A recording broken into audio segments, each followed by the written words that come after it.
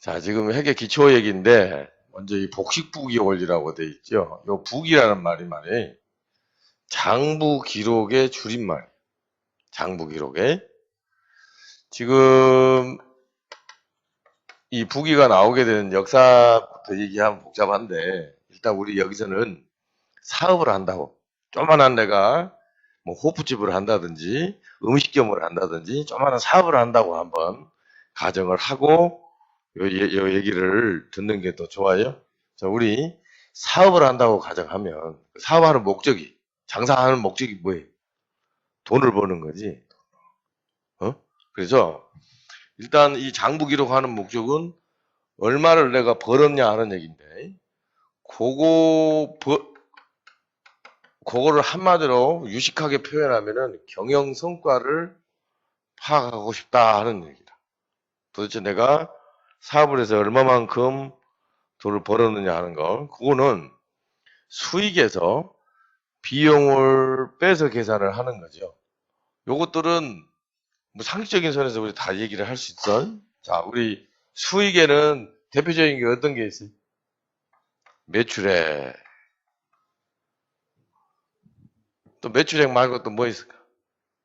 내가 물건 팔아서 지금 갖고 있는 돈을 은행에 넣어놨어. 뭐가 생겨?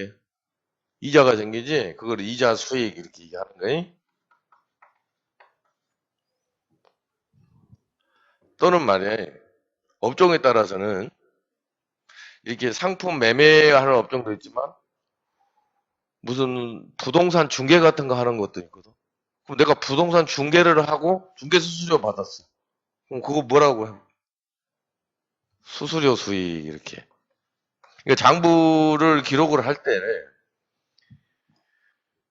이거를 구구절절히 막 쓰면은 나중에 보기가 불편하니까 그 글자 몇 개로 그냥 뭘 의미하는지 딱 알 수 있게끔 요약해서 쓰는 게 필요한데 이런 걸 보고 뭐라고 얘기하냐면 계정이라고. 계정.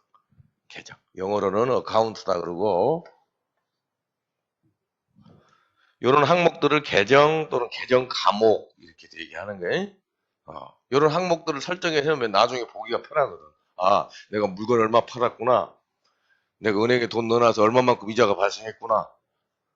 내가 중개해줘가지고 얼마 수수료 발생했구나 이렇게. 근데 이제 이 수익 부분인데 이거를 어디다 표시하냐니까는 이쪽 오른쪽에 표시를 하는데 이 오른쪽을 보고 뭐라고 얘기를 하느냐? 지금 회계학에서는 복익부기에서는 대변이다 이렇게 얘기해요. 오른쪽에다 기록하는 걸로. 이게 처음에 부기를 만든 사람이 이렇게 만들었어요. 그러니까 이건 한 약속이단 말이에요. 그러니까 우리가 2 더하기 3은 5다. 2 곱하기 3은 6이다. 이렇게 얘기하는데 그건 약속이야. 약속. 왜 그러냐 하면 나도 할 말이 없지. 그러니까 수익을 왜 오른쪽에 쓰느냐? 그건 처음 만든 사람이 그렇게 했기 때문에. 응? 그래서 이때 여기 오른쪽을 대변 이렇게 오른쪽에다가 수익을 기록하는 걸로 했고, 자 이제 수익에서 비용을 빼야 내가 얼마 버는지 지금 알 수 있는 거니까. 그죠? 이 비용에는 어떤 게 있나 보면 일단 제품 원가가 있을 수 있어. 매출 원가. 예? 또 뭐 있어? 우리 종업원 급여 줘야 돼. 급여, 인건비, 또 광고 선전비도 있고. 집세 나가야 되거든. 집세를 우리가 이 회계학에서는 임차료 이렇게 얘기해. 또 내가 돈이 없으니까 은행이나 다른 사람한테 돈을 꿨어. 그렇게 해서 돈을 빌린 대가로 주는 거. 우리 그걸 보고 이자 비용이다. 이렇게. 그래서 이게 요 나가 지출된 요 비용들을 여기도 마찬가지 그 성격에 맞춰서 글자 몇 글자로 그냥 쉽게 파악할 수 있도록 이렇게 하는 건데 이걸 아까 얘기했듯이 이걸 계정 과목 이렇게 얘기를 한다 그 말이에요. 여기도 요 비용을 왼쪽에다 이렇게 쓰는데 이 왼쪽을 보고 뭐라고 얘기를 하냐면 차변이라고 이렇게 얘기해요. 응? 그래서 이게 여기 북이 만든 사람이 자, 네 지금 사업을 하는데 네 사업하는 네 돈 얼마 벌었는지 알고 싶지 않냐 이거야. 그럼 그렇게 기록을 하려면 이렇게 해봐라 이거야. 오른쪽에다가 수익 항목 네가 번 거 한번 쭉 써보고 왼쪽에다가 지출한 거 쭉 써보고 자 여기 숫자를 내가 가상 숫자를 해서 이게 100이야. 요게 80이야. 그럼 얼마 벌었어? 20만큼 벌었다 이거. 그거를 뭐라고 표현하냐면 당기 순이익 이렇게 얘기하더라고. 그죠? 얼마 벌었고 얼마 나갔고 차액이 요만큼 벌었다. 그래서 이걸 표현을 당기 순이익이 이렇게. 요게 이제 이 장부 기록한 첫 번째 목적이야. 도대체 사업을 해서 내가 얼마 벌었느냐 하는 걸.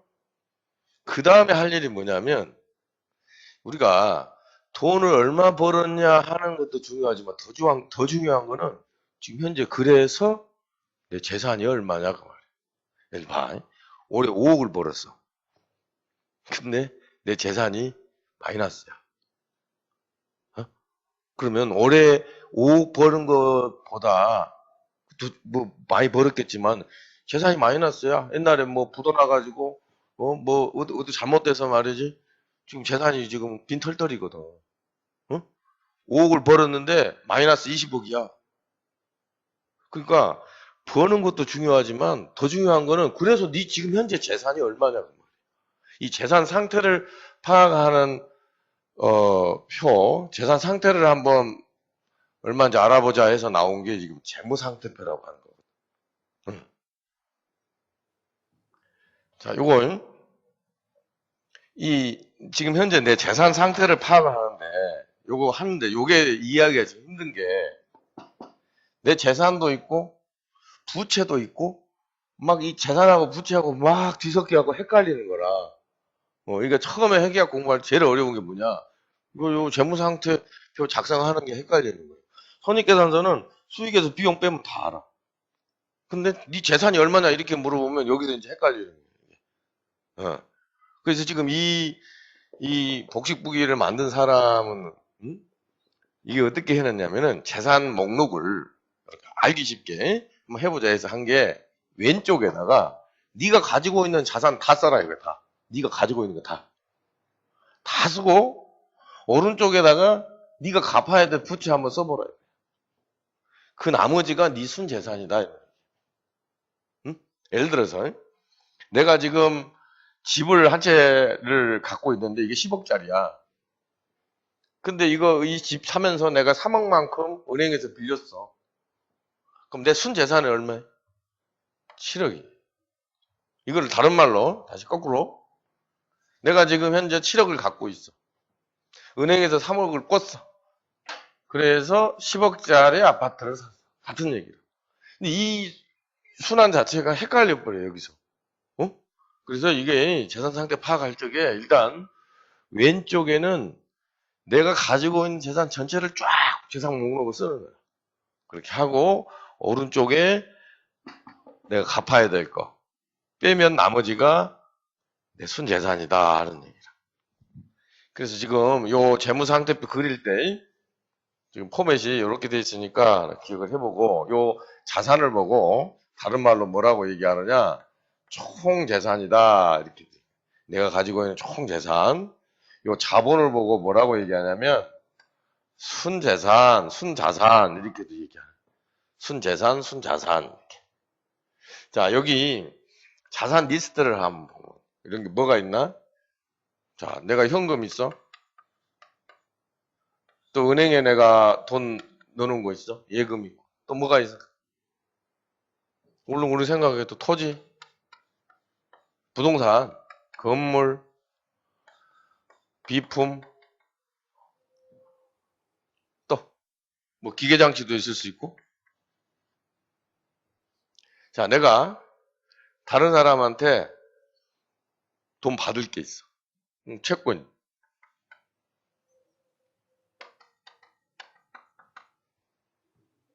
또 내가 물건을 팔라고 물건을 미리 사왔어. 상품, 제품 이런 것들. 이거 우리가 일반적인 사업을 하지 않은 상태에서는 현금, 예금, 토지, 건물 뭐 이 정도가 가지고 있는 재산이 되겠지. 근데 이제 사업을 한다 그러면은 비품도 필요하겠고, 비품이라는 게 뭐 이런 책걸상이나 무슨 뭐 저 가구 같은 것들, 뭐 기계장치, 응?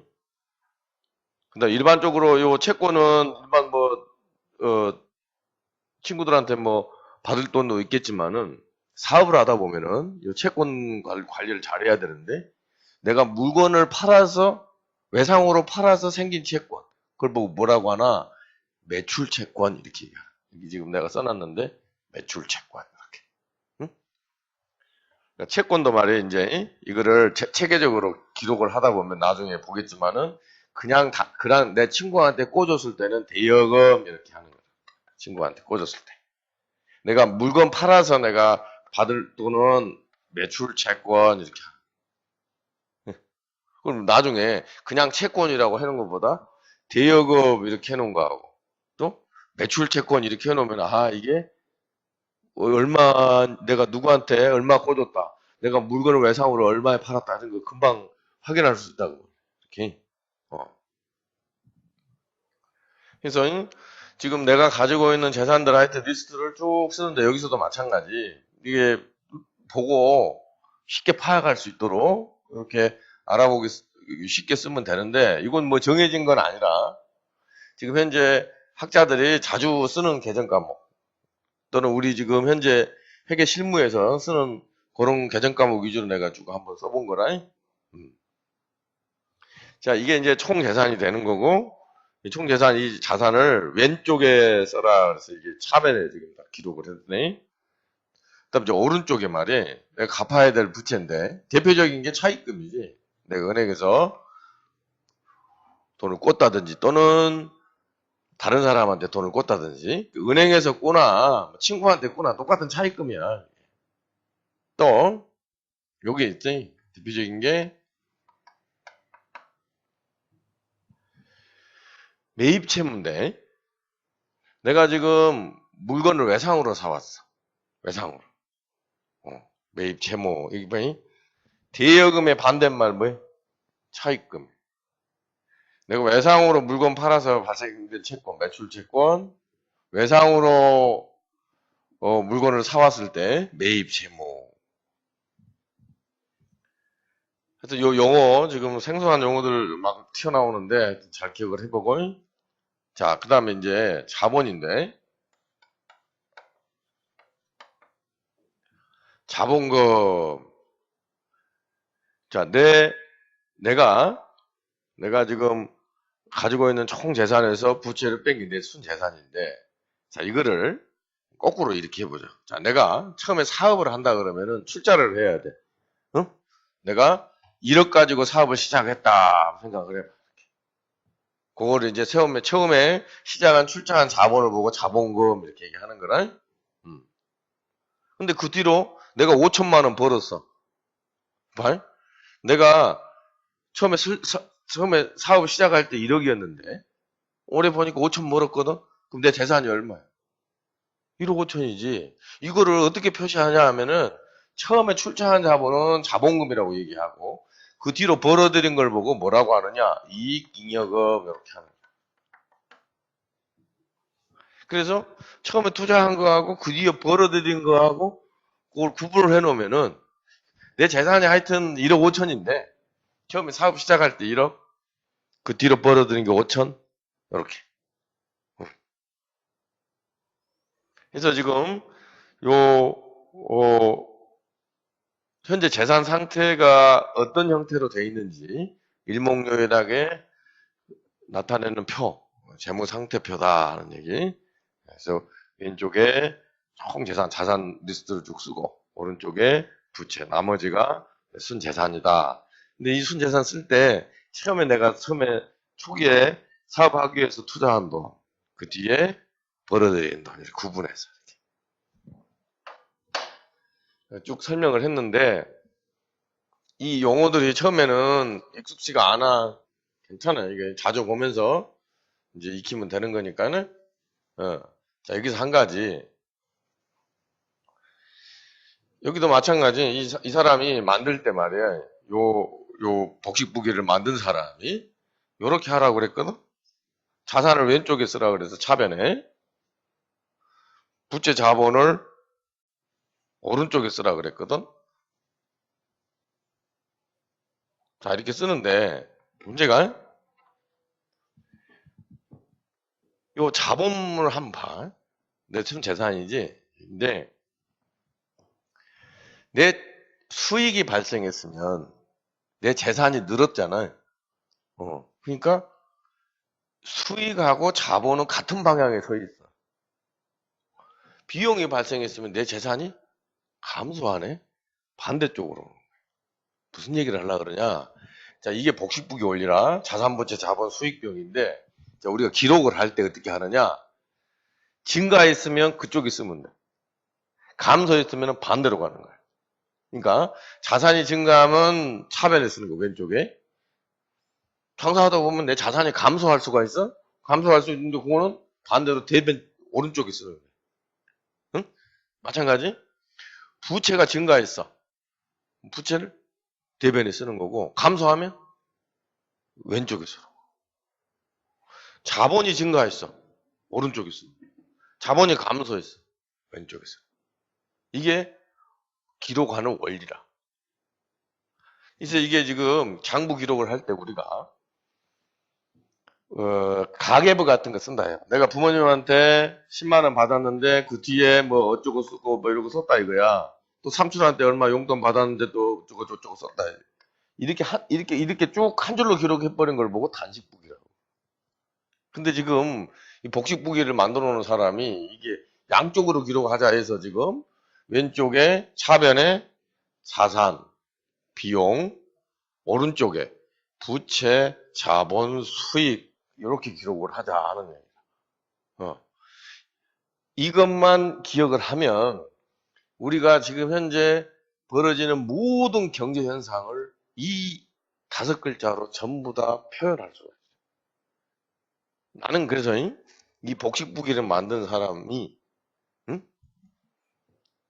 어마어마한 천재라고 나는 생각을 해요. 이건 인류 발명품 최고의 발명품 세 손가락 안에 꼽을 그런 위대한 작품이다 이렇게 나는 생각을 하는데 여러분들 앞으로 공부하면서 말이지 요 포맷 가지고 그 발생되는 것들을 기록이 되는지 안 되는지 한번 확인해봐.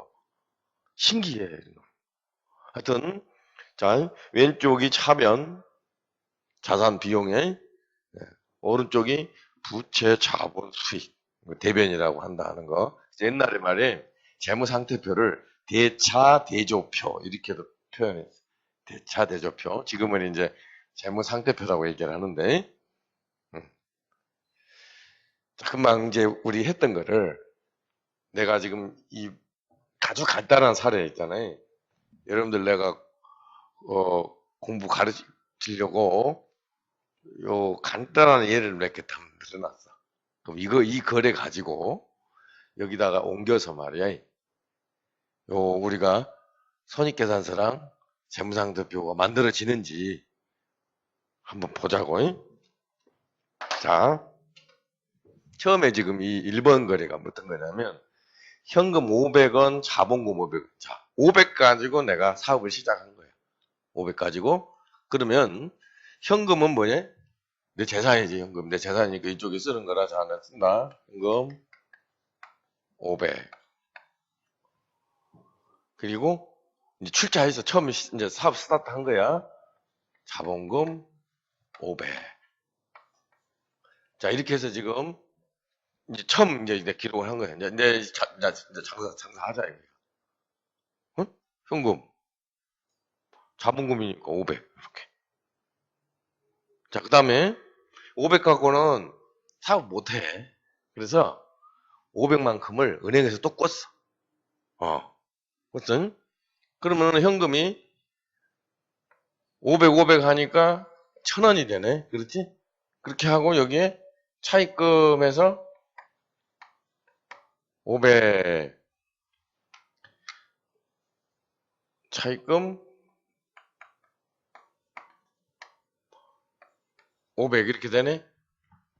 그래서 이제 지금 보면 내가 가지고 있는 현금이 1,000원이야. 1,000원인데 500원은 내 은행에서 꾼 거고 나머지 500원이 내가 최초에 투자한 금액이야. 아시겠지? 여기까지. 요 1번 지금 이상 처음에 이제 내가 돈을 모집한 거야. 응? 모집했던. 자, 그 다음에 이제 뭘 했냐? 비품을 샀네? 비품 600원어치 살 거야. 자, 비품을 샀다라고 했을 때, 저거를, 이렇게 지금 모양을 기록을 했거든? 차변의 비품, 대변의 현금 이렇게 했어. 왜 그랬냐? 봐. 비품을 사면 비품이라는 자산이 증가했어. 대신에 현금이라는 내 재산이 감소했어. 아까 내가 뭐 어떻게 방향이 이 자산이 증가하면 그 방향을 쓰는 거예요, 왼쪽에. 근데 감소했으면 다른 방향에 쓰는 거죠, 저렇게. 예? 자, 이거 저 거래를 갖고 내가 그대로 내가 메모를 하면 이렇게 돼. 비품 600이야. 비품 600. 대신에 현금이 1,000원에서 얼마로 줄어? 400으로 줄잖아요. 600이 감소됐으니까 내가 여기서 바로 그냥 써버린 거야. 여기다가 400 이렇게. 응? 똑같아. 지금 1,000원인데 현금 600원이 비품 600원으로 바뀐 것 뿐이야.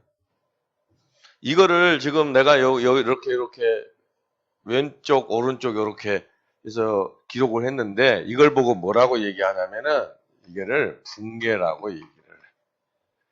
붕괴라는 표현은 쪽발이 말이야. 이게 분석한다는 거야. 분석한다. 뭘 분석하느냐? 봐. 거래를 분석을 한다.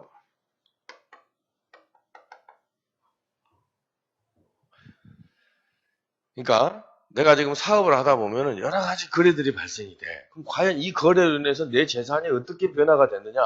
그걸 분석을 해보는 거예요. 분명히 봐. 내가 500원 출자했어. 아, 현금 500원, 자본금 500원. 자산이 500원 증가하고 자본금이 500원 증가하고.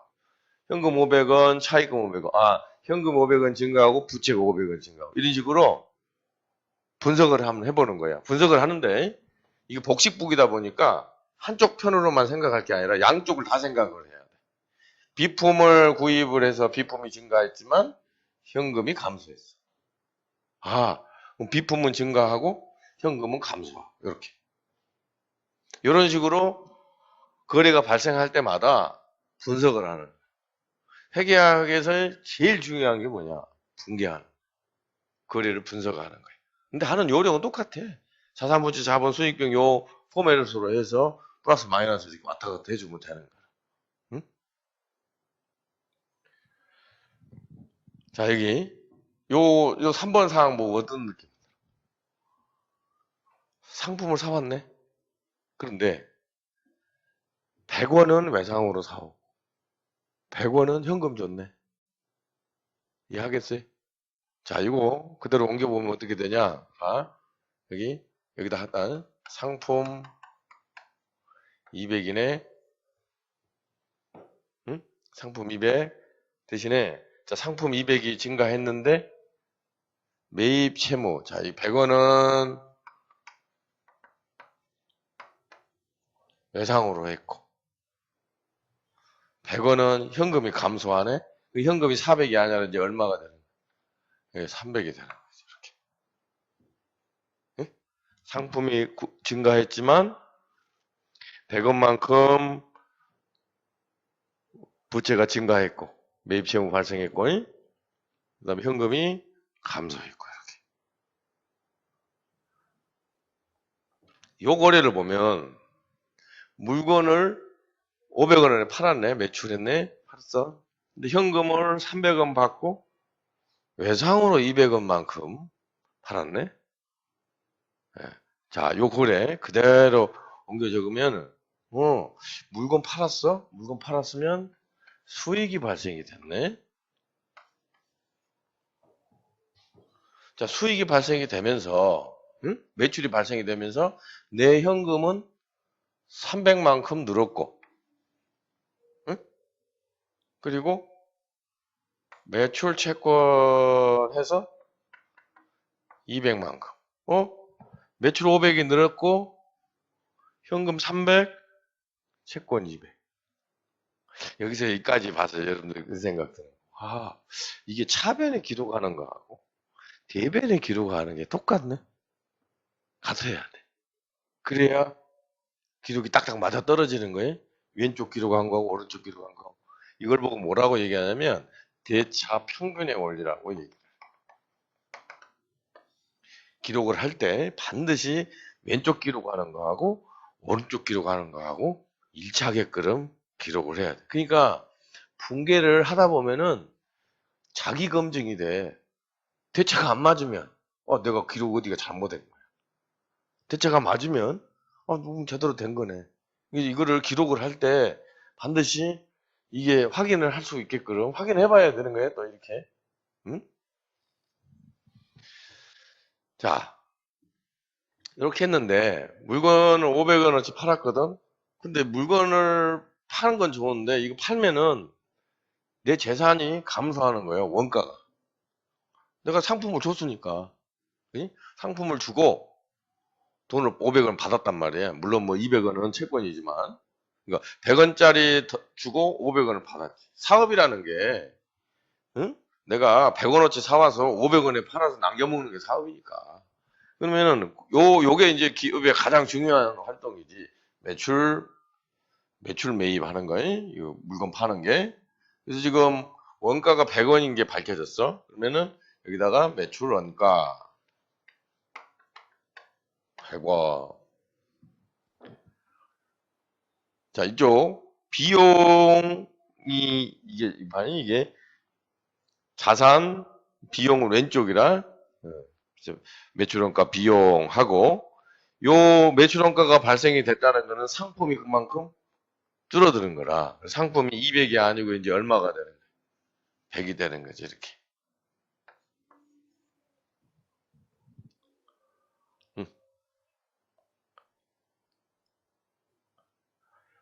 그래서 요거 물건 판매할 때게 요거 주의해 반이 앞에 거는 분계가 하나로 끝나는데 얘는 물건을 팔게 되면은 분계가 둘로 나오는 매출 나오고 매출원가 나오고. 내가 100원어치 물건을 팔았으니까 100원어치 물건이 빠져나가는 거나 그리고 현금 500원만큼 요 채권 또 200원하고 해서 하여튼 매출 500원이 발생이 된 거고. 자, 그 다음에 또 나오는 게 뭐냐? 내가 은행에서 돈을 꿨거든. 응? 500만큼 꿨어? 그러면은 이자를 내야 된단 말이에요. 이자 비용에서 여기 이자 비용 50원.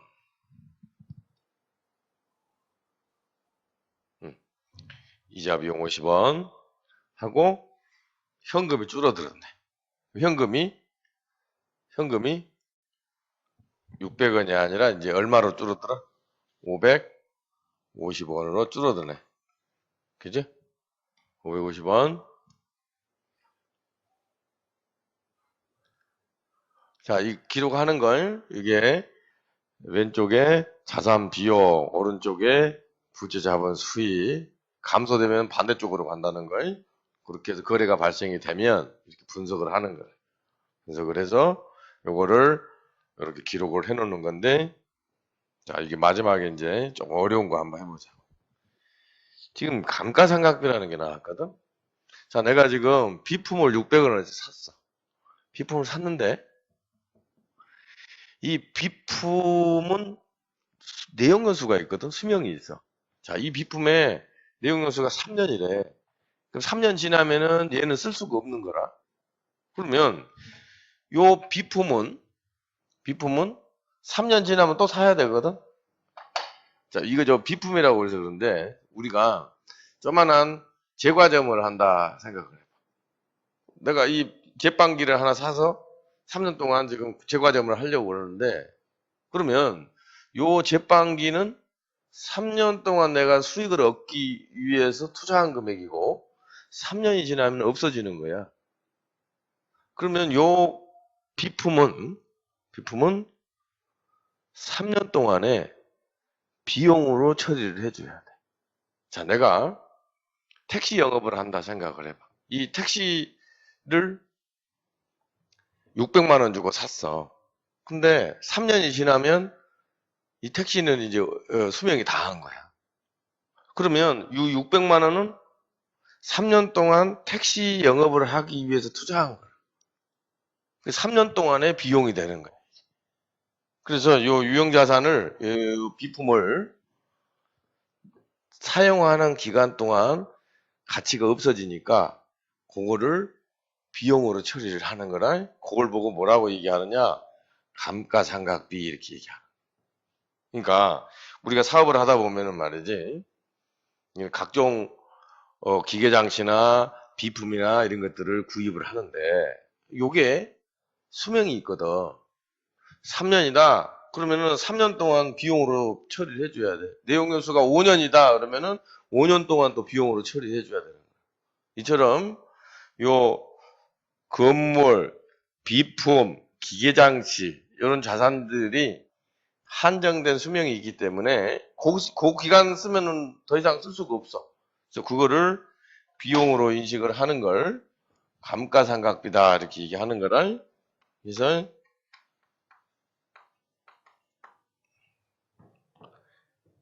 감가상각비 200 이렇게 되면, 자, 비품이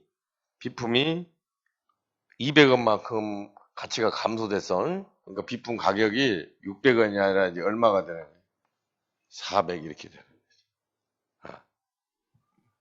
우리가 아까 얘기했듯이 사업을 하기 위해서 기계라든지 이렇게 사온단 말이에요. 근데 이 기계가 몇 년 지나면 돈 못 써. 그럼 이 기계 값을 그 쓰는 기간 동안 비용으로 다 떨어야 돼.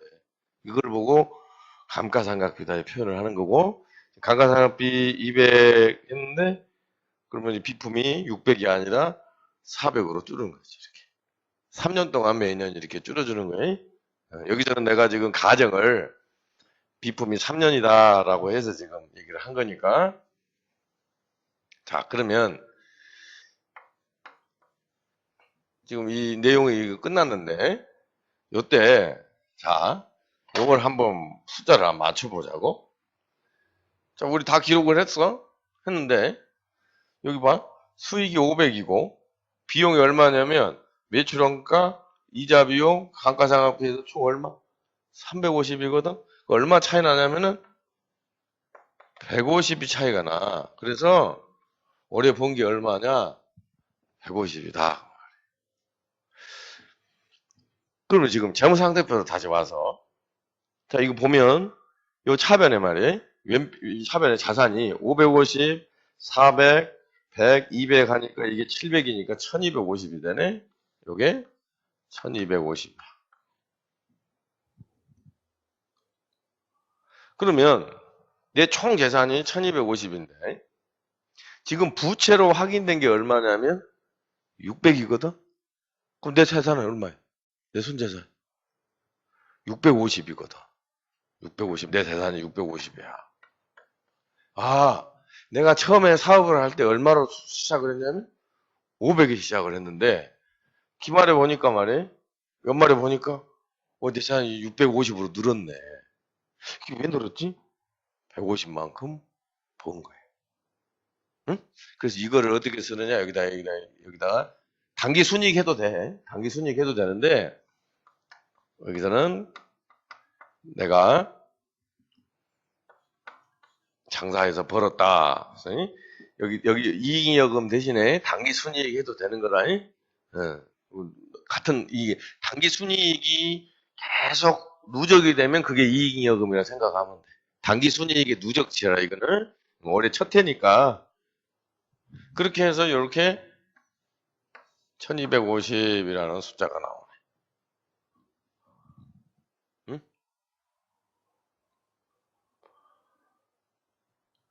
이해하시겠어? 여기 보기 올려 이게. 머릿속에 다른 건 다 까먹어도 장부 기록하는 목적은 경영성과 내가 돈 얼마 벌었느냐, 그래서 현재 내 재산이 얼마냐, 그 기록하는 방법이 왼쪽에 자산 비율, 오른쪽에 부채, 자본, 수익 이렇게 기록하고 감소되면은 반대쪽으로 간다 하는 거. 그렇게 하고 지금 시간이 어떻게 되냐? 그 뒤에 이어지는 얘기는 잠깐 쉬었다 하지.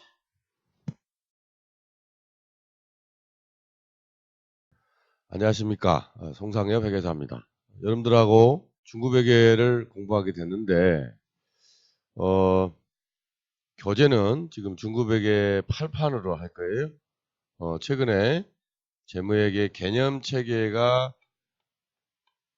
개정이 돼서 중급회계 책을 지금 다시 출간을 했는데, 요 8판은 말이에요. 그동안 1차 시험에 출제됐던 회계사 세무사 시험 문제를 모두 다 정리를 했고, 어떻게 정리를 했냐? 이론 문제는 OX로 정리를 하고, 계산 문제는 단답형으로 이렇게 해서 하여튼 객관식 연습 문제집은 따로 볼 필요 없이 이 중급회계 책으로 그냥 다 해결할 수 있게끔 했는데, 그러다 보니까 책 페이지가 상당히 많이 늘어났어. 그래서 책을 원투로 지금 분권해서 출간을 했으니까 여러분들 그 참고를 하고, 대신에 객관식 연습책은 볼 필요가 없으니까 응? 여러분들한테는 더 이로울 수 있다 하는 얘기고, 그 다음에 이제 이 강의 자체를 어떻게 했냐, 오프라인 강의를 하면서 이거를 찍어서 동영상 강의를 만든 게 아니라 내가 온라인 전용 강의실, 동영상 전용 강의실에서 온라인 전용으로 동영상 강의를 만들었어요.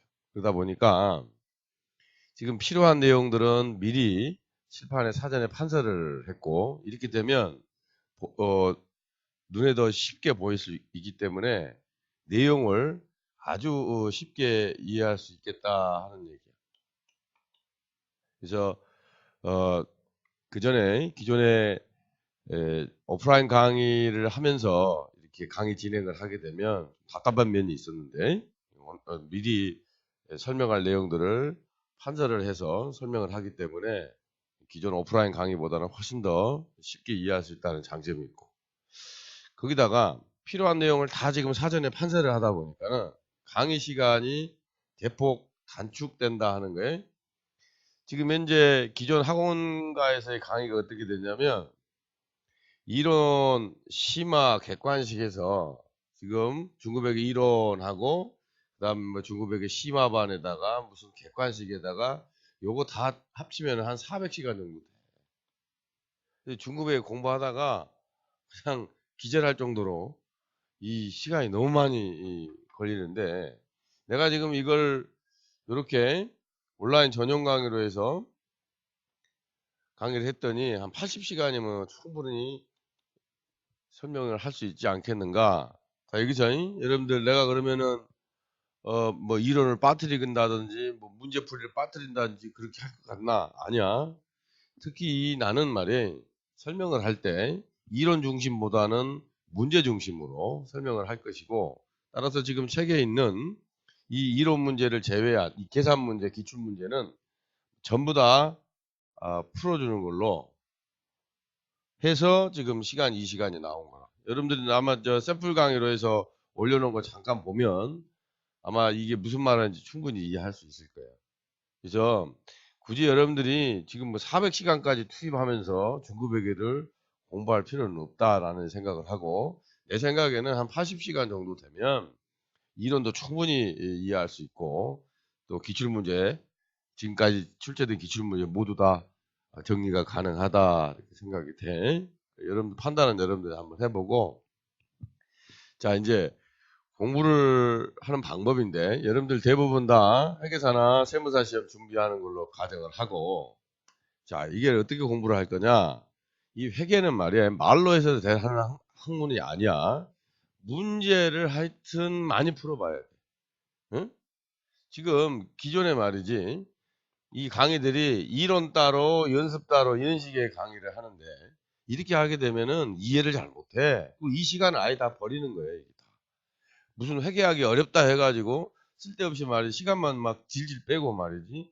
이건 멍청한 짓이야. 연습 문제 몇 개 풀면은 금방 이해돼. 이론이라는 게. 회계 이론이라는 거는 하여튼 문제를 풀어가면서 정리를 해야만이 쉽게 이해가 된다 하는 얘기고. 그럼 이제 첫 번째 나랑 공부를 할 때는 어떻게 되느냐? 내 설명 잘 듣고 해답을 참조해 가면서 문제 푸는 거를 잘 보란 말이에요. 이게 여러분들 회계학이 이해 과목이냐 암기 과목이냐 했을 때 응? 처음에는 이해를 해야 되지. 결국은 뭐야? 배우는 거야. 수업 목적의 모든 공부는 다 암기야, 암기. 그래서 첫 번째 여러분들 공부할 적에는 내가 설명하는 그 자체 잘 듣고 아 문제 저런 식으로 푸는구나 이렇게 해보란 말이야. 응? 한 뒤에 두 번째 봤을 때는 여러분들이 해답을 안 보고 스스로 해결할 수 있어야 돼. 저 도저히 안 된다. 그때만 강의를 참고하면 되는 거야. 이때 해답을 봐버리면은 전혀 연습이 안 돼. 응? 그러니까 첫 번 할 때는 내 설명 잘 듣고 해답 참조하면서 아, 문제 푸는 패턴, 문제 유형, 문제 푸는 요령 이런 것들을 이제 연습한 뒤에 두 번째부터는 스스로 해결을 해. 그다음 내가 이제 요번 책에서 만들어 놓은 게 뭐냐 필수 예제라고 돼 있는데 이 기존에 나와 있는 계산 문제를 다 풀어내기 힘들어. 다시 또 보라 그러면 엄청 짜증나. 그래서 요 계산 문제의 아주 핵심이 되는 것들, 요것들을 필수 예제로 만들어서 나중에 요 필수 예제만 풀면은 중급액의 기출 문제들이 다 정리되게끔 그렇게 만들어 놨어. 요 필수 예제 수준은 말이야. 세무사 2차 시험 수준 정도 돼. 그래서 이걸 필수 예제를 잘 하면은 세무사 2차 시험 공부하는 친구들은 이 필수 예제만 봐도 뭐 거의 합격하는데 전혀 지장 없어. 또 회계사 시험 준비하는 친구들도 이 필수 예제를 기본적으로 정리를 하고 되면 거기다 조금만 더 붙이면은 2차 시험 자체 아주 편하게 공부할 수 있는. 응? 이렇게 해서 이제 정리를 하고 그다음 내가 기출 문제를 풀어줄 건데 19년, 20년 회계사 세무사 시험 문제를 풀어줄 거야. 예. 그래서 보면 여러분들이 아 요렇게 연습해서 이제 기출 문제 풀면은 아 요런 패턴으로 시험이 나오는구나. 그러면 수험 대비에 전혀 지장이 없지 않겠나 생각이 돼요. 하여튼 공부하는 방법 요렇게 해서 정리를 하고 응? 내가 기출 문제까지 풀어줄 거니까 굳이 별도의 객관식 문제집 같은 거는 써볼 필요가 없다는 거. 이걸로 책으로 이 책과 강의로 여러분들 어떤 시험을 준비하든 간에 다 해결할 수 있는 거야. 그 다음 문제가 지금 이게 우리 강의 자체가 중급회계인데 여러분들 중에 말이야. 어? 성질이 급해가지고 회계 원리도 제대로 공부를 안 하면서 지금 욕심에 말이지 중급회계 해야 되겠다 해서 이 강의 듣는 친구들이 있어. 그래서 내가 학교나 학원에서 강의를 옛날에 할 때게 절대 회계 원리를 무시하면 안 된다. 그러면 중급회계에서 무시당한다들. 그래서 회계 원리가 중요하니까 반드시 제대로 공부를 하고 중급회계를 공부해야 된다라고 얘기를 했어도 말을 안 들어. 응? 그래서 내가 생각을 해낸 게 어떻겠냐. 한 5시간 정도로 회계 원리를 복습할 수 있게끔 이렇게 강좌를 만들었어. 여러분들한테 회계 원리 다시 들으라 하면 듣겠어? 안 듣잖아. 그래서 요 중급회계 기초라고 해가지고 회계 원리를 복습을 하고 그 다음에 중급회계는 이제 우리 기출문제 풀어야 될 거 아니야. 이 문제를 풀 때 아주 기본이 되는 기초 테크닉 같은 거 문제 푸는 스킬이지. 요런까지 해서 이 정도만 알면 굳이 회계 원리를 다시 공부를 할 필요는 없겠다 하는 생각이 드는데 하여튼 여러분들 중에 기초가 부족한 친구들 대상으로 요 중급회계 기초 강좌를 만들었으니까 요거 한번 활용을 해보고 아 내가 뭐 회계 원리 충분히 공부했다라고 생각한 친구들은 중급회계 바로 공부해도 돼. 하여튼 나랑 같이 해서 지금 내가 쓴 책과 이 강의로 중급에게 정리를 해서 여러분들 목표로 하시는 시험에 도움이 많이 되기를 기대하고 나랑 하여튼 하면서 재밌게 한번 공부를 해보자고. 응? 자, 지금 핵의 기초 얘기인데, 먼저 이 복식부기 원리라고 돼 있죠. 요 부기라는 말이 장부 기록의 줄임말. 장부 기록에. 지금 이 부기가 나오게 되는 역사부터 얘기하면 복잡한데, 일단 우리 여기서는 사업을 한다고. 조만한 내가 뭐 호프집을 한다든지, 음식점을 한다든지, 조만한 사업을 한다고 한번 가정을 하고, 요 얘기를 듣는 게 더 좋아요. 자, 우리 사업을 한다고 가정하면 사업하는 목적이 장사하는 목적이 뭐예요? 돈을 버는 거지. 어? 그래서 일단 이 장부 기록하는 목적은 얼마를 내가 벌었냐 하는 얘기인데 그거를 한마디로 유식하게 표현하면은 경영 성과를 파악하고 싶다 하는 얘기다. 도대체 내가 사업을 해서 얼마만큼 돈을 벌었느냐 하는 거. 그거는 수익에서 비용을 빼서 계산을 하는 거죠. 요것들은 뭐 상식적인 선에서 우리 다 얘기를 할 수 있어. 자, 우리 수익에는 대표적인 게 어떤 게 있어요? 매출액. 또 매출액 말고 또 뭐 있을까? 내가 물건 팔아서 지금 갖고 있는 돈을 은행에 넣어놨어. 뭐가 생겨? 이자가 생기지? 그걸 이자 수익 이렇게 얘기하는 거예요. 또는 말이야, 업종에 따라서는 이렇게 상품 매매하는 업종도 있지만 무슨 부동산 중개 같은 거 하는 것도 있거든. 그럼 내가 부동산 중개를 하고 중개 수수료 받았어. 그럼 그거 뭐라고 해? 수수료 수익 이렇게. 그러니까 장부를 기록을 할 때 이거를 구구절절히 막 쓰면은 나중에 보기가 불편하니까 그 글자 몇 개로 그냥 뭘 의미하는지 딱 알 수 있게끔 요약해서 쓰는 게 필요한데 이런 걸 보고 뭐라고 얘기하냐면 계정이라고. 계정. 계정. 영어로는 어카운트다 그러고 이런 항목들을 계정 또는 계정 과목 이렇게 얘기하는 거예요. 이런 항목들을 설정해 놓으면 나중에 보기가 편하거든. 아, 내가 물건 얼마 팔았구나. 내가 은행에 돈 넣어놔서 얼마만큼 이자가 발생했구나. 내가 중개해줘가지고 얼마 수수료 발생했구나 이렇게. 근데 이제 이 수익 부분인데 이거를 어디다 표시하냐니까는 이쪽 오른쪽에 표시를 하는데 이 오른쪽을 보고 뭐라고 얘기를 하느냐? 지금 회계학에서는 복익부에서는 대변이다 이렇게 얘기해요. 오른쪽에다 기록하는 걸로. 이게 처음에 부기를 만든 사람이 이렇게 만들었어요. 그러니까 이건 한 약속이단 말이에요. 그러니까 우리가 2 더하기 3은 5다. 2 곱하기 3은 6이다. 이렇게 얘기하는데 그건 약속이야. 약속. 왜 그러냐 하면 나도 할 말이 없지. 그러니까 수익을 왜 오른쪽에 쓰느냐? 그건 처음 만든 사람이 그렇게 했기 때문에. 응? 그래서 이때 여기 오른쪽을 대변 이렇게 오른쪽에다가 수익을 기록하는 걸로 했고, 자 이제 수익에서 비용을 빼야 내가 얼마 버는지 지금 알 수 있는 거니까. 그죠? 이 비용에는 어떤 게 있나 보면 일단 제품 원가가 있을 수 있어. 매출원가. 응? 또 뭐 있어? 우리 종업원 급여 줘야 돼. 급여, 인건비, 또 광고 선전비도 있고. 집세 나가야 되거든. 집세를 우리가 이 회계학에서는 임차료 이렇게 돼. 또 내가 돈이 없으니까 은행이나 다른 사람한테 돈을 꿨어. 그렇게 해서 돈을 빌린 대가로 주는 거. 우리 그걸 보고 이자 비용이다. 이렇게. 그래서 이게 요 나가 지출된 요 비용들을 여기도 마찬가지 그 성격에 맞춰서 글자 몇 글자로 그냥 쉽게 파악할 수 있도록 이렇게 하는 건데, 이걸 아까 얘기했듯이 이걸 계정 과목 이렇게 얘기를 한다 그 말이에요.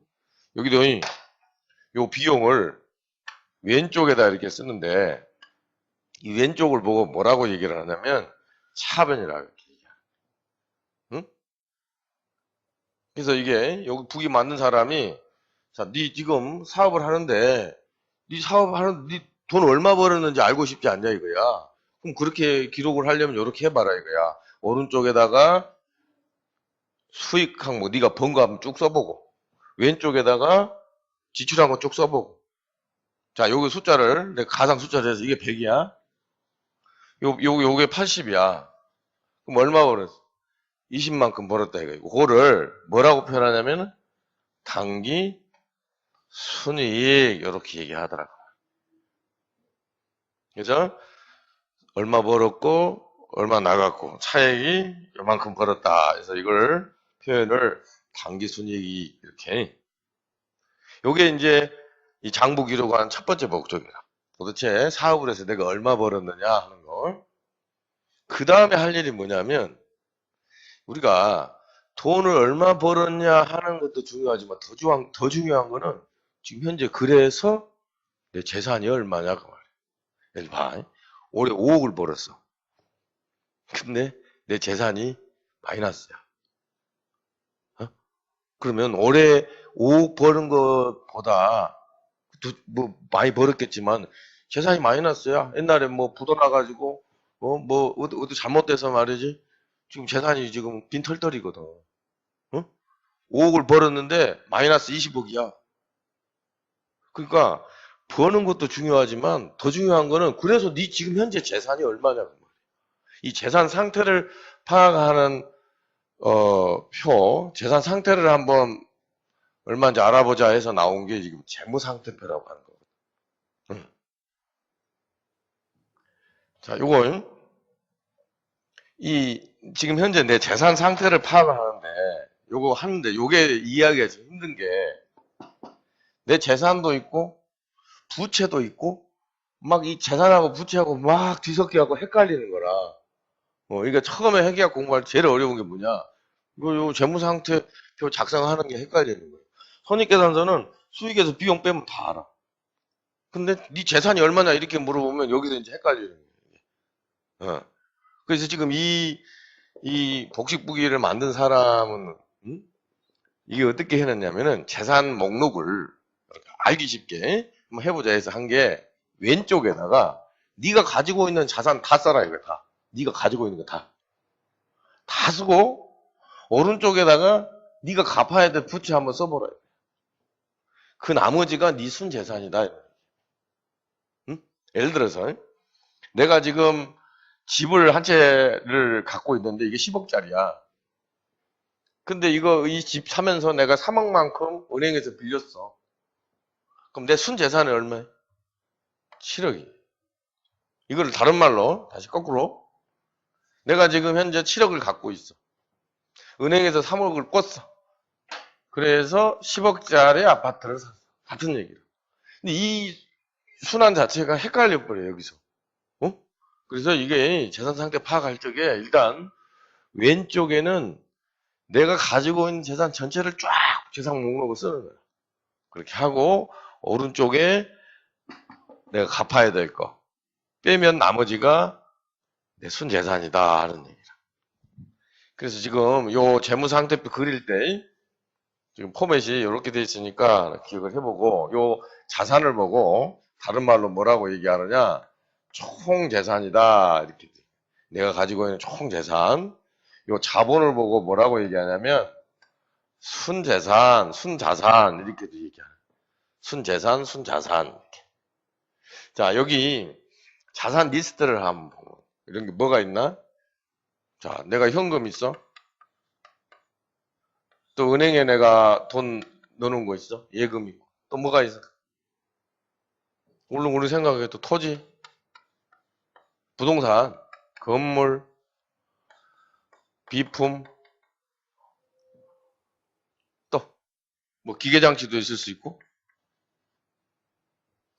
자, 내가 다른 사람한테 돈 받을 게 있어. 채권.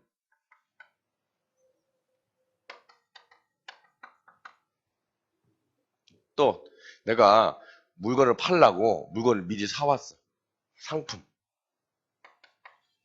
제품 이런 것들. 이거 우리가 일반적인 사업을 하지 않은 상태에서는 현금, 예금, 토지, 건물 뭐 이 정도가 가지고 있는 재산이 되겠지. 근데 이제 사업을 한다 그러면은 비품도 필요하겠고, 비품이라는 게 뭐 이런 책걸상이나 무슨 뭐 저 가구 같은 것들, 뭐 기계장치. 응? 근데 일반적으로 요 채권은 일반 뭐 친구들한테 뭐 받을 돈도 있겠지만은 사업을 하다 보면은 이 채권 관리를 잘해야 되는데 내가 물건을 팔아서 외상으로 팔아서 생긴 채권 그걸 보고 뭐라고 하나 매출 채권 이렇게 얘기하는. 여기 지금 내가 써놨는데 매출 채권 이렇게. 응? 그러니까 채권도 말이야 이제 이거를 체계적으로 기록을 하다 보면 나중에 보겠지만은 그냥 그냥 내 친구한테 꽂았을 때는 대여금 이렇게 하는 거야. 친구한테 꽂았을 때. 내가 물건 팔아서 내가 받을 돈은 매출 채권 이렇게 하는. 그럼 나중에 그냥 채권이라고 해놓은 것보다 대여금 이렇게 해놓은 거하고 또 매출 채권 이렇게 해놓으면 이게 얼마 내가 누구한테 얼마 꽂았다. 내가 물건을 외상으로 얼마에 팔았다 이런 거 금방 확인할 수 있다고. 이렇게. 그래서 지금 내가 가지고 있는 재산들 하여튼 리스트를 쭉 쓰는데 여기서도 마찬가지. 이게 보고 쉽게 파악할 수 있도록 이렇게 알아보기 쉽게 쓰면 되는데 이건 뭐 정해진 건 아니라 지금 현재 학자들이 자주 쓰는 개정 과목 또는 우리 지금 현재 회계 실무에서 쓰는 그런 개정 과목 위주로 내가 쭉 한번 써본 거라.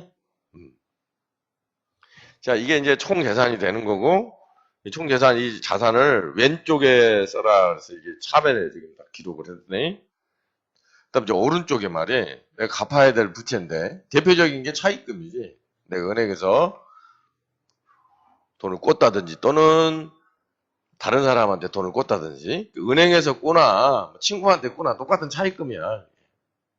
또 여기 있지. 대표적인 게 매입 채무인데 내가 지금 물건을 외상으로 사왔어. 외상으로. 매입 채무. 이게 뭐니? 대여금의 반대말 뭐야? 차입금. 내가 외상으로 물건 팔아서 발생된 채권, 매출 채권, 외상으로 물건을 사왔을 때 매입 채무. 하여튼 요 용어 지금 생소한 용어들 막 튀어나오는데 잘 기억을 해보고. 자, 그 다음에 이제 자본인데 자본금. 자, 내가 지금 가지고 있는 총 재산에서 부채를 뺀 게 순재산인데, 자, 이거를 거꾸로 이렇게 해보자. 자, 내가 처음에 사업을 한다 그러면은 출자를 해야 돼. 응? 내가 1억 가지고 사업을 시작했다 생각을 해. 그거를 이제 처음에 시작한 출자한 자본을 보고 자본금 이렇게 얘기하는 거라. 근데 그 뒤로 내가 5천만 원 벌었어. 말? 내가 처음에 사업을 시작할 때 1억이었는데 올해 보니까 5천 벌었거든. 그럼 내 재산이 얼마야? 1억 5천이지. 이거를 어떻게 표시하냐 하면은 처음에 출자한 자본은 자본금이라고 얘기하고 그 뒤로 벌어들인 걸 보고 뭐라고 하느냐? 이익잉여금 이렇게 하는 거야. 그래서 처음에 투자한 거하고 그 뒤에 벌어들인 거하고 그걸 구분을 해놓으면은 내 재산이 하여튼 1억 5천인데 처음에 사업 시작할 때 1억 그 뒤로 벌어들인 게 5천 이렇게. 그래서 지금 요 현재 재산 상태가 어떤 형태로 되어 있는지 일목요연하게 나타내는 표, 재무 상태표다 하는 얘기. 그래서 왼쪽에 총 재산, 자산 리스트를 쭉 쓰고 오른쪽에 부채, 나머지가 순재산이다. 근데 이 순재산 쓸 때 처음에 내가 초기에 사업하기 위해서 투자한 돈, 그 뒤에 벌어들인 돈, 이렇게 구분해서 이렇게 쭉 설명을 했는데, 이 용어들이 처음에는 익숙지가 않아. 괜찮아요. 이게 자주 보면서 이제 익히면 되는 거니까는. 자, 여기서 한 가지. 여기도 마찬가지. 이 사람이 만들 때 말이야. 요 복식부기를 만든 사람이 요렇게 하라고 그랬거든. 자산을 왼쪽에 쓰라 그래서 차변에 부채 자본을 오른쪽에 쓰라 그랬거든. 자, 이렇게 쓰는데 문제가 요 자본을 한번 봐. 내 지금 재산이지. 근데 내 수익이 발생했으면 내 재산이 늘었잖아요. 그러니까 수익하고 자본은 같은 방향에 서 있어. 비용이 발생했으면 내 재산이 감소하네. 반대쪽으로. 무슨 얘기를 하려고 그러냐. 자, 이게 복식부기 원리라 자산부채 자본 수익비용인데, 자, 우리가 기록을 할 때 어떻게 하느냐. 증가했으면 그쪽에 쓰면 돼. 감소했으면 반대로 가는 거야. 그러니까 자산이 증가하면 차변에 쓰는 거 왼쪽에. 장사하다 보면 내 자산이 감소할 수가 있어? 감소할 수 있는데 그거는 반대로 대변 오른쪽에 쓰는 거야. 응? 마찬가지. 부채가 증가했어. 부채를 대변에 쓰는 거고 감소하면 왼쪽에 쓰는 거. 자본이 증가했어. 오른쪽에 쓰는 거. 자본이 감소했어. 왼쪽에 쓰는 거. 이게 기록하는 원리라. 그래서 이게 지금 장부 기록을 할 때 우리가 가계부 같은 거 쓴다 해요. 내가 부모님한테 10만 원 받았는데 그 뒤에 뭐 어쩌고 쓰고 뭐 이러고 썼다 이거야. 또 삼촌한테 얼마 용돈 받았는데 또 어쩌고 저쩌고 썼다. 이렇게 쭉 한 줄로 기록해 버린 걸 보고 단식부기라고. 근데 지금 이 복식부기를 만들어 놓은 사람이 이게 양쪽으로 기록하자 해서 지금 왼쪽에 차변에 자산, 비용, 오른쪽에 부채, 자본, 수익 이렇게 기록을 하자 하는 얘기야. 이것만 기억을 하면 우리가 지금 현재 벌어지는 모든 경제 현상을 이 5글자로 전부 다 표현할 수가 있어요. 나는 그래서 이 복식부기를 만든 사람이 어마어마한 천재라고 나는 생각을 해요. 이건 인류 발명품 최고의 발명품 세 손가락 안에 꼽을 그런 위대한 작품이다 이렇게 나는 생각을 하는데 여러분들 앞으로 공부하면서 말이지 요 포맷 가지고 그 발생되는 것들을 기록이 되는지 안 되는지 한번 확인해봐. 신기해. 하여튼 자 왼쪽이 차변 자산 비용에 오른쪽이 부채 자본 수익 대변이라고 한다는 거. 옛날에 말에 재무상태표를 대차 대조표 이렇게도 표현했어요. 대차 대조표. 지금은 이제 재무상태표라고 얘기를 하는데 금방 이제 우리 했던 거를 내가 지금 이 아주 간단한 사례 있잖아요. 여러분들 내가 공부 가르치려고 요 간단한 예를 몇 개 들어놨어. 그럼 이 거래 가지고 여기다가 옮겨서 말이야. 요 우리가 손익계산서랑 재무상태표가 만들어지는지 한번 보자고. 자, 처음에 지금 이 1번 거래가 어떤 거냐면 현금 500원, 자본금 500원. 자, 500 가지고 내가 사업을 시작한 거예요. 500 가지고. 그러면 현금은 뭐냐? 내 재산이지, 현금. 내 재산이니까 이쪽에 쓰는 거라. 자, 내가 쓴다. 현금 500. 그리고 이제 출자해서 처음 이제 사업 스타트 한 거야. 자본금 500. 자, 이렇게 해서 지금 이제 처음 이제 내 기록을 한 거야. 이제 장사하자 이거야. 응? 현금. 자본금이니까 500. 이렇게. 자, 그 다음에 500 갖고는 사업 못 해. 그래서 500만큼을 은행에서 또 꿨어. 꿨어. 그러면 현금이 500 하니까 1000원이 되네. 그렇지? 그렇게 하고 여기에 차입금해서 500 차입금 500 이렇게 되네. 그래서 이제 지금 보면 내가 가지고 있는 현금이 1000원이야.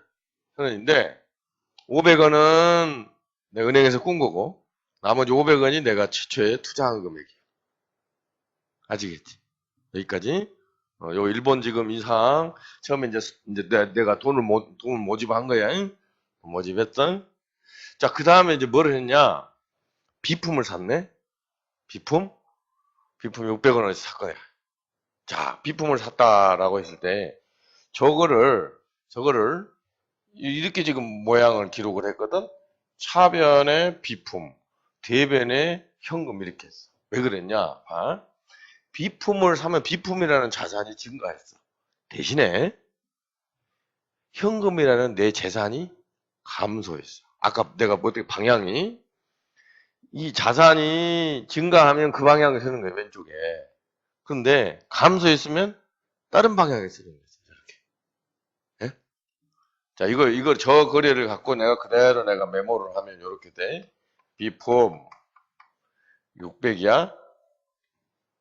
비품 600. 대신에 현금이 1000원에서 얼마로 줄어? 400으로 줄잖아요. 600이 감소됐으니까 내가 여기서 바로 그냥 써버린 거야. 여기다가 400 이렇게. 응? 똑같아. 지금 1000원인데 현금 600원이 비품 600원으로 바뀐 것 뿐이야. 이거를 지금 내가 여기 이렇게 왼쪽 오른쪽 이렇게 해서 기록을 했는데 이걸 보고 뭐라고 얘기하냐면은 이거를 붕괴라고 얘기를 해. 붕괴라는 표현은 쪽발이 말이야. 이게 분석한다는 거야. 분석한다. 뭘 분석하느냐? 거래를 분석을 한다.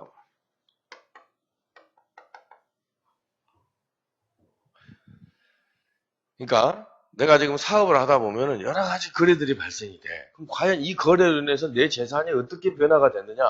그걸 분석을 해보는 거예요. 분명히 내가 500원 출자했어. 현금 500원, 자본금 500원. 자산이 500원 증가하고 자본금이 500원 증가하고. 현금 500원, 차입금 500원. 현금 500원 증가하고 부채가 500원 증가하고. 이런 식으로 분석을 한번 해보는 거야. 분석을 하는데 이게 복식북이다 보니까 한쪽 편으로만 생각할 게 아니라 양쪽을 다 생각을 해야 돼. 비품을 구입을 해서 비품이 증가했지만 현금이 감소했어. 그럼 비품은 증가하고 현금은 감소하고 이렇게. 이런 식으로 거래가 발생할 때마다 분석을 하는 거야. 회계학에서 제일 중요한 게 뭐냐?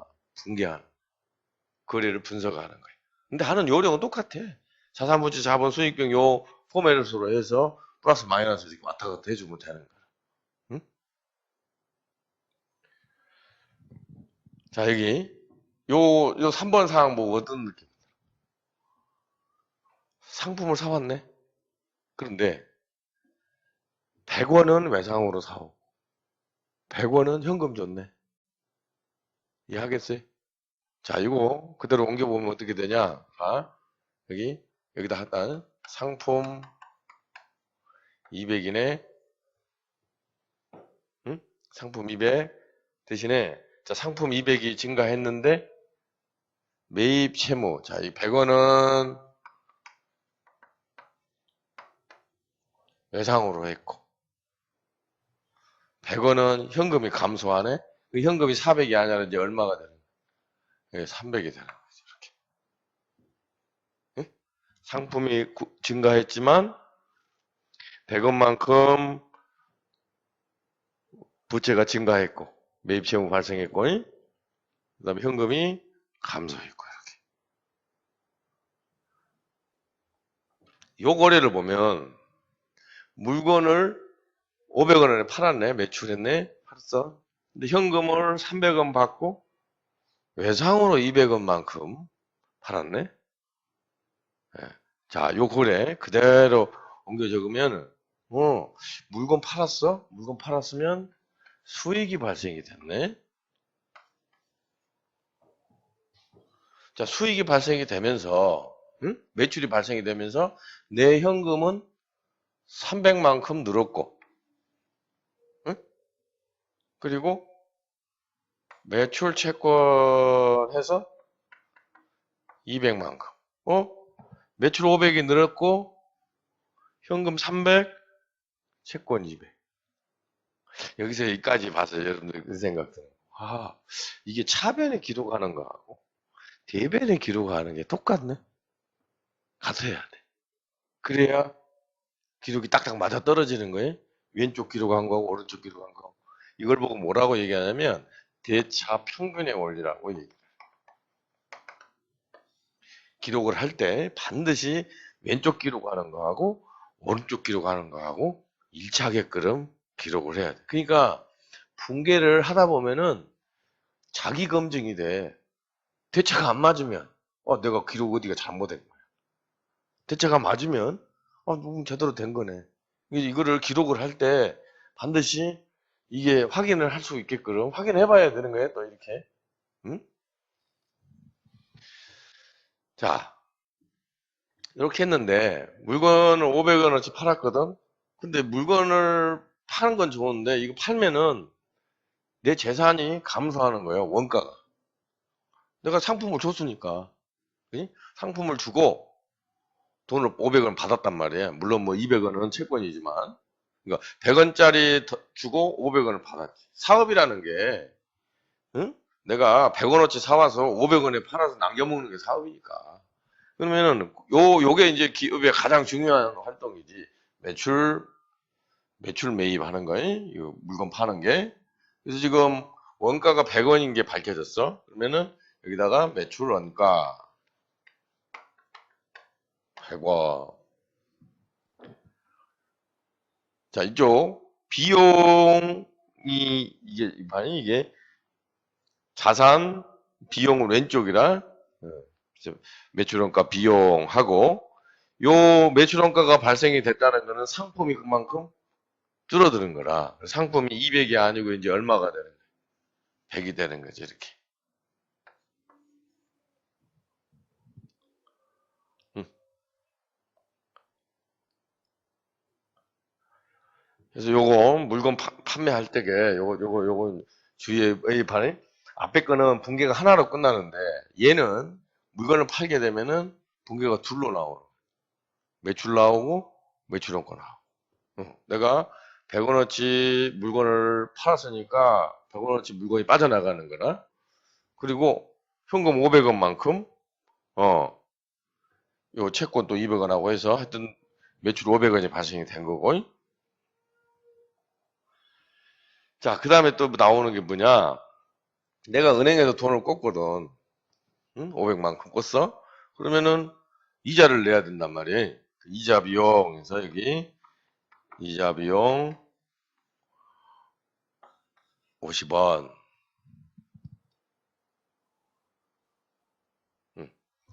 이자 비용 50원 하고 현금이 줄어들었네. 현금이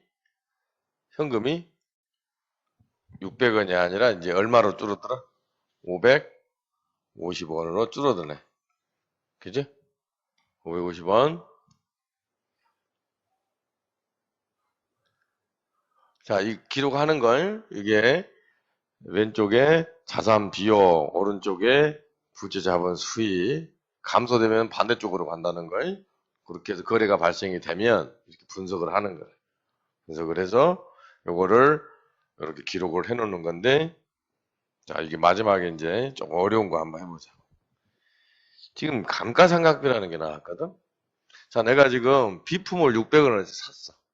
비품을 샀는데, 이 비품은 내용연수가 있거든? 수명이 있어.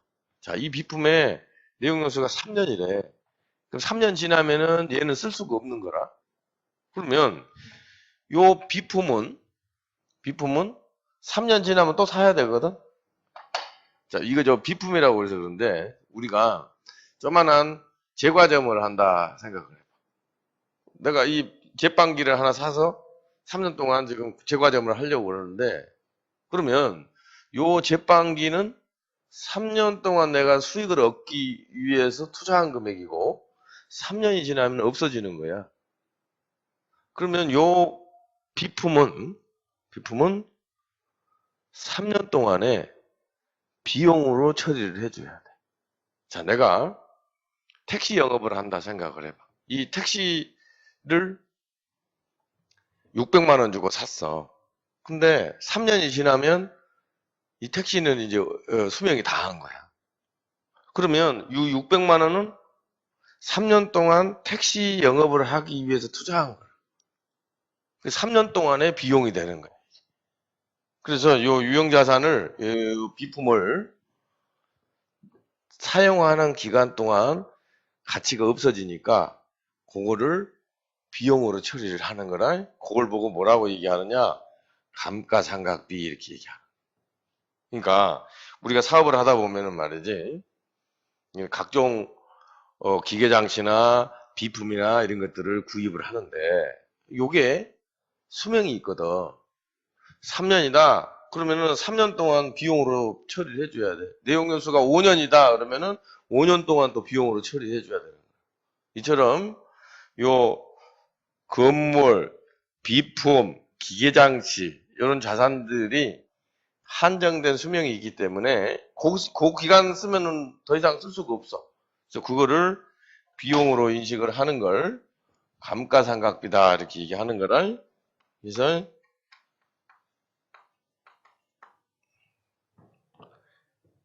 감가상각비 200 이렇게 되면, 자, 비품이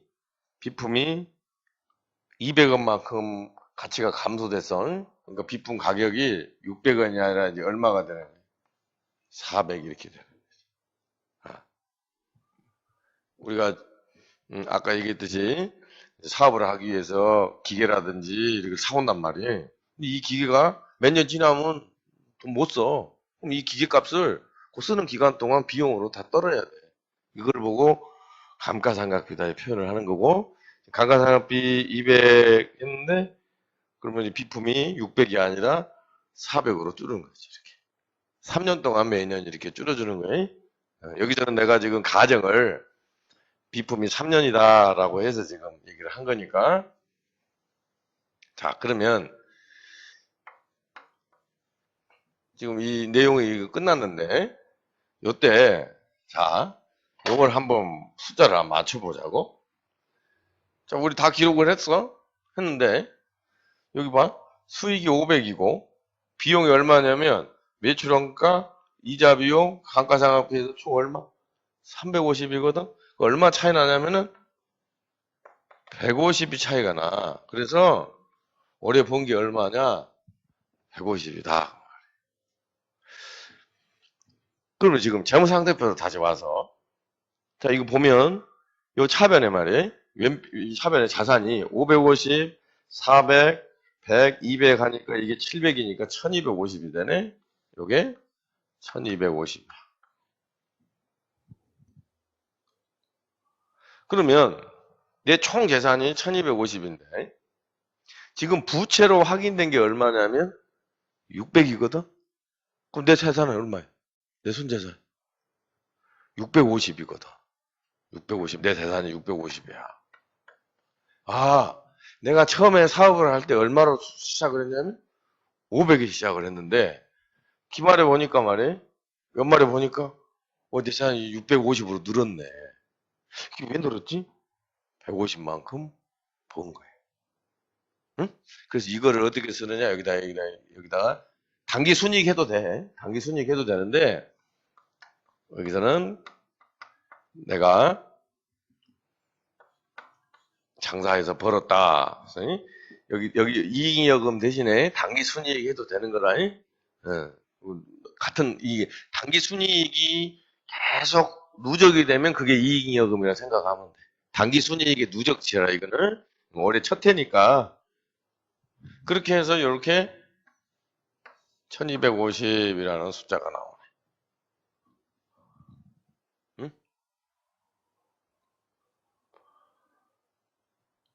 이해하시겠어? 여기 보기 원리야, 이게. 머릿속에 다른 건 다 까먹어도, 장부 기록하는 목적은 경영성과, 내가 돈 얼마 벌었느냐, 그래서 현재 내 재산이 얼마냐. 그 기록하는 방법이, 왼쪽에 자산 비율, 오른쪽에 부채 자본 수익, 이렇게 기록하고, 감소되면은 반대쪽으로 간다 하는 걸. 그렇게 하고, 지금 시간이 어떻게 되냐.